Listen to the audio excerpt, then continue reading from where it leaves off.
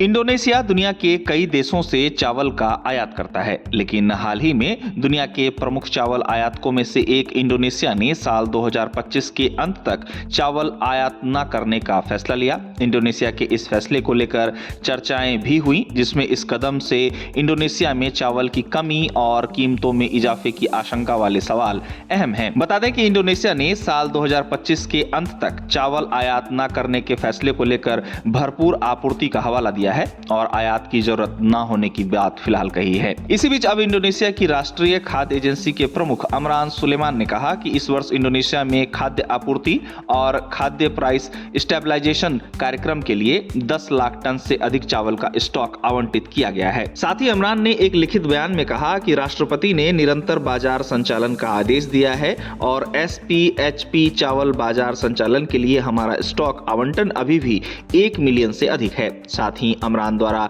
फरवरी 2026 तक बाजार लक्ष्य पूरा किए जाने का लक्ष्य रखे जाने की भी जानकारी दी गई। साथ ही उन्होंने राज्य के स्वामित्व वाली उद्यम बुलोग के माध्यम से SPHP चावल को लगातार वितरित करने का भी वादा किया है। बताया गया है कि इंडोनेशिया में 19 अक्टूबर तक SPHP चावल की बिक्री की प्राप्ति रिपोर्ट के आधार पर लगभग 500,000 टन या 492.9 हजार टन जनता को वितरित किया जा चुका है। साथ ही जानकारी दी गई कि इंडोनेशिया में इस वर्ष चावल वितरण का कुल लक्ष्य 1.5 मिलियन टन है, जहां इसी बीच आधुनिक खुदरा चैनलों के माध्यम से 17.3 हजार टन वितरित किया जा चुका है। इंडोनेशिया की राष्ट्रीय खाद्य एजेंसी के प्रमुख अमरान सुलेमान द्वारा यह भी जानकारी दी गई है कि GPM कार्यक्रम के माध्यम से अन्य बाजार संचालन भी किया जा रहा है। अमरान द्वारा बताया गया कि इस जनवरी से 17 अक्टूबर तक कार्यान्वयन की शुरुआत से GPM कार्यक्रम 10,212 बार आयोजित किया जा चुका है, जहां इस साल GPM की प्राप्ति 2024 की तुलना में